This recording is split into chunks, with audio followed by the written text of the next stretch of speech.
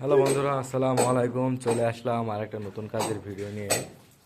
এই যে আজকে আমরা গ্রুপ ছড়ানো কাজ করছি। এই যে আমাদের তানভীর ভাই গ্রুপ ছড়াচ্ছে।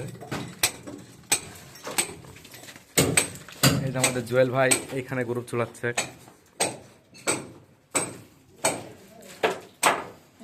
শক্তি দেখেছেন, হাত দিয়ে গ্রুপ ছড়াচ্ছে, হাত দিয়ে।